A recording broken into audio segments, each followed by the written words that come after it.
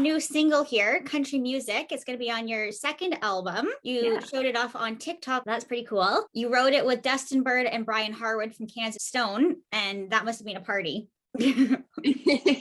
Yeah, like actually they had a song together called Together We're Strong, and all of the proceeds went to Unison, which is a music charity. They had me on it, and I was like blown away by the production and working with them together on it. And I was like, hey guys, do you want to write with me? But really it was not just write with me. It was like, hey, do you want to like totally come together and work towards my next project and put the vision together for it? So they came over during the pandemic. We wrote for a few different weekends together, and we came up with Country Music.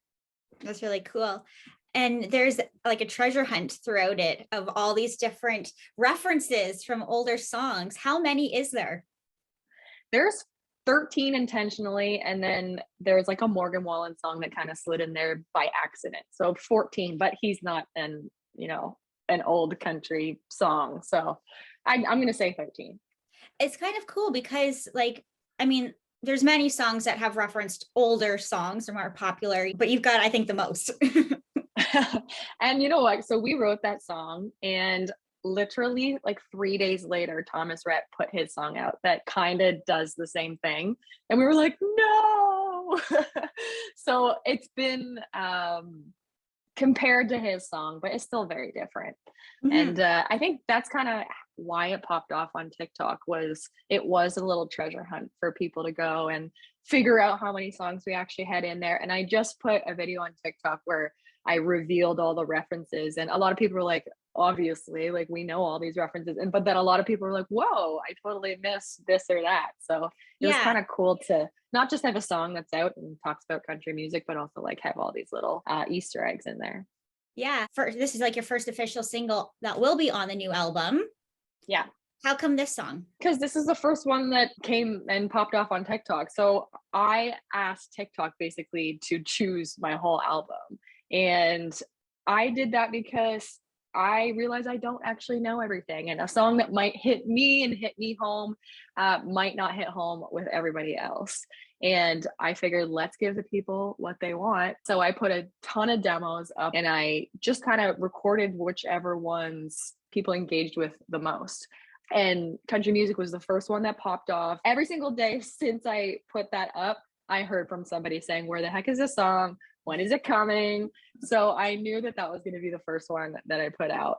There's a few other ones that popped off as well that I'm still getting messages every single day, because you know how it is. You put one song out and people are like, okay, great. When's the next one? So all throughout 2022, I'm going to be like stacking a bunch of singles and just keep pumping them out and hopefully appease people's appetite. Yes. Well, I think that's pretty cool how now you have more control. I've mentioned this before with other artists, how you can put songs out when you want to, not like wait for it to be this big, huge collective thing and then drop it once every year or two, right? Yeah, exactly. And I love albums, but a lot of people don't listen to like full albums anymore. So I think people they want content, they want music, they want to see you all the time. So I figured, let's just put out singles. With TikTok, it's great that you're able to use social media to your advantage. And also, you're a pro here at TikTok. What do you like most about it? What do I love most about TikTok? I feel like it is such a social media platform of its own. Like, I tried to stray away from going on TikTok for so long because I was like, who can do another friggin' social media platform right now? Not me. But I saw so many people having success on there, and people are like, it's a music platform. Like, people go on there to listen to music, and I didn't believe it, because a lot of times on Instagram, people don't listen with sound and it's more just a photo platform. But I said, you know what? If I'm going to do it, I'm going to do it 110%. And that's what I did. I only stuck in the country music niche and country music algorithm, because I think that's what I've noticed the most on TikTok is if something blows up on your page that's not necessarily what you wanted to blow up, then you're stuck in that niche for that profile. And it's so hard to get out. So I said, I'm only going to post my original content, and I threw a few covers in there and some POVs, but always just country music. I think that's kind of what helped, is that I'm just sticking in that niche. That's pretty cool. So I guess in correlation with you creating, you got the algorithm that you want of where you're putting your stuff out. Does that mean you only get to see that kind of stuff too? What do you like to see on your FYP? Well, I'm actually curious if that affects it because what I watch is not what I post. I actually follow a lot of country artists and stuff and a lot of country TikTokers, Yeah. but my page is dogs and like 2-year-olds. There's so many 2-year-olds on TikTok that do the cutest, fun things.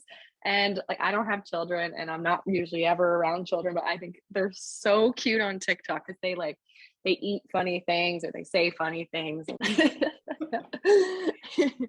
Going back to your album here, how is this one going to be in comparison to your first one?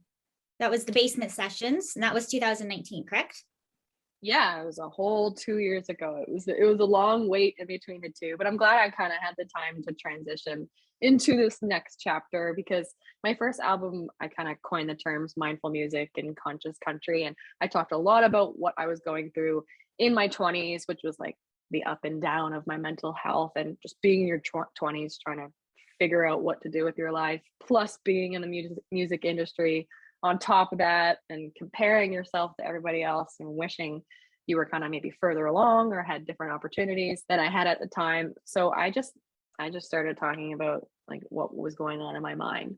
And I realized that a lot of people related with that. It kind of opened the door to have deeper conversations within my music, but also like back and forth with my audience. So I didn't want to stray away too far from that with this album. So this album is really just like the next chapter, the grown-up version of that previous album, and everything from like the production and the songwriting is just like a level above.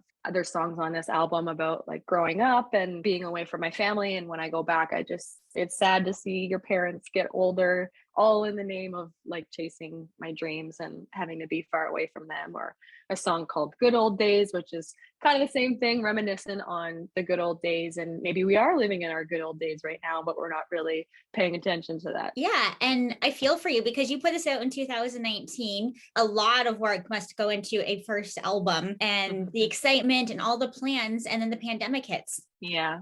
I didn't hate it. I didn't love it. I didn't hate it. So I kind of appreciated that I had this time in the middle to be able to work on things, because a lot of musicians, like, we're always comparing ourselves and wishing, oh, I wish I got that gig, or I wish I got that opportunity.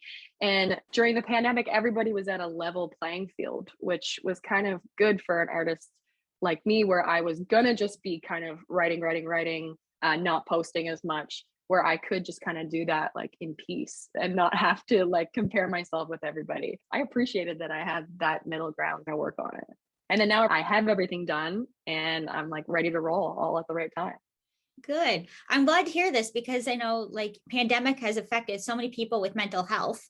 And you have talked about your mental health before and comparing yourself to others, paving your way, and age being a factor here. I totally relate. So I'm glad to hear that you found a good outlook on it. Yeah, I think that the comparing thing is the hardest for me because I didn't start singing until grade 12 high school. And then I spent a decade basically doing all the things that maybe I would have done when I was younger, like tons of singing lessons, performing everywhere, all the bars, all the festivals and weddings and private events, and going to Nashville and writing a bunch. So I was a late bloomer in that aspect. So there was a lot of catching up or wishing I had this or wishing I got to do this. But any of the things that are like coming now or are going to come, I would have never been ready for those opportunities back in the day. I think the timing is perfect that even during the pandemic, I got to work on production skills. I got to sing even more and write even more. It's all happening at the right time. Good.